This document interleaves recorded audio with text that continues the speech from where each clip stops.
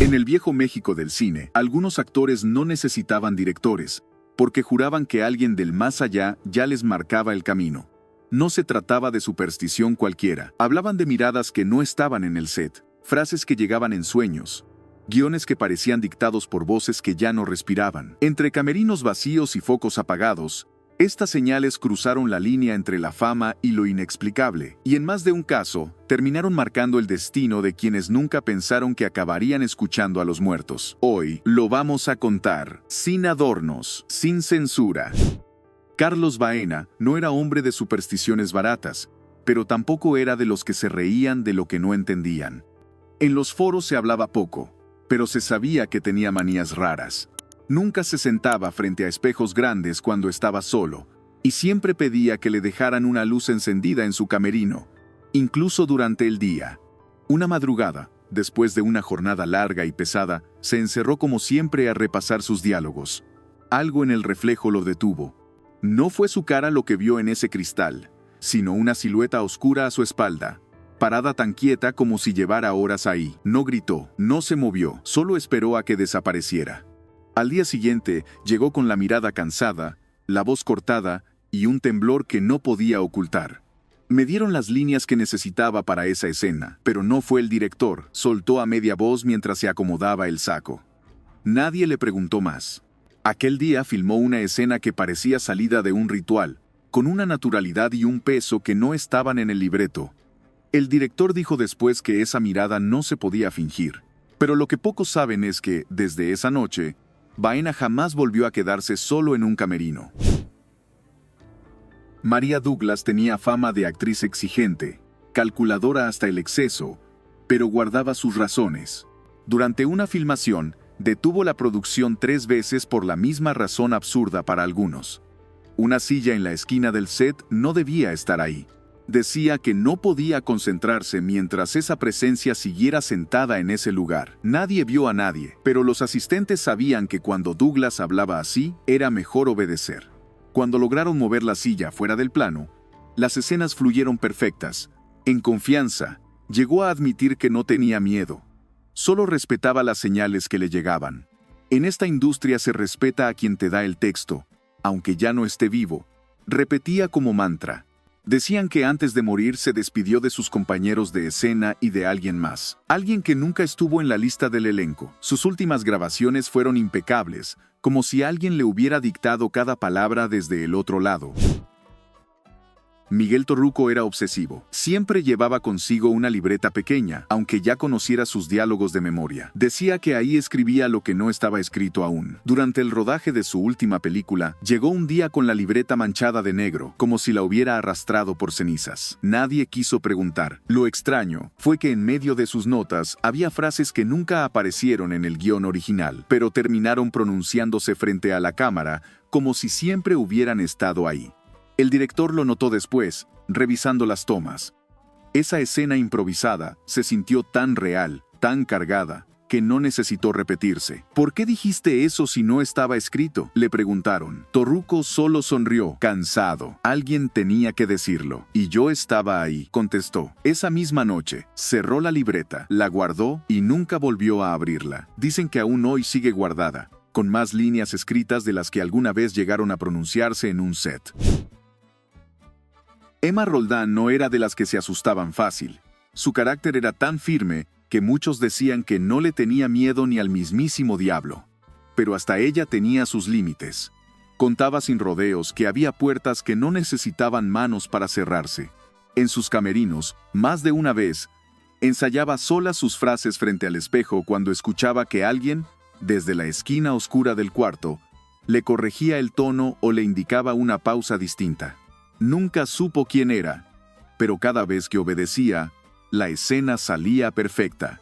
No fui la mejor actriz por casualidad, fue por disciplina. Y por escuchar a quienes no siempre se pueden ver, decía medio en broma, medio en serio. Lo que nunca decía en público es que tenía un nombre para esa voz. Una persona a quien había conocido muchos años antes, y que murió sin terminar su carrera. Desde entonces, juraba, nunca ensayaba sola. Las puertas seguían cerrándose solas. Ella nunca intentó detenerlas. Prudencia Griffith no necesitaba levantar la voz para imponer respeto. Su presencia llenaba el foro antes de que ella siquiera pronunciara una palabra. Era la típica actriz que, aun sin buscarlo, provocaba que el resto del elenco se enderezara en la silla y guardara silencio. A esas alturas, todos sabían que a Prudencia no se le cuestionaba nada, ni sus manías, ni sus supersticiones, ni sus silencios prolongados, mirando al techo como si esperara una orden que solo ella podía escuchar. Una vez, antes de salir a escena, se detuvo en seco y dijo que ya había escuchado los aplausos, que no tenía que salir aún, pero que alguien, desde otro lugar, le había confirmado que iba por buen camino. Nadie más escuchó nada. Nadie entendió a quién se refería, pero Prudencia se sentó y esperó como si le hubieran dictado ese momento. En los últimos años, repetía frases que no venían en ningún guión, palabras sacadas de obras viejas, de papeles que había dejado atrás décadas antes. Nadie se atrevía a corregirla.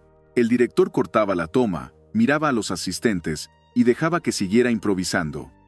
Era como si alguien le susurrara al oído, alguien que aún la estaba viendo actuar desde una butaca invisible. «Aquí hay alguien que no quiere que me olvide de sus palabras», murmuraba, mientras su vista se perdía en algún rincón donde no había nada ni nadie. La gente se reía nerviosa, pero nadie se atrevía a preguntar más, porque todos entendían, a su modo, que Prudencia no necesitaba público para escuchar los aplausos. Eduardo Fajardo era duro, disciplinado, casi militar en su forma de trabajar. Jamás permitía distracciones, jamás discutía sobre lo que había que hacer en el set.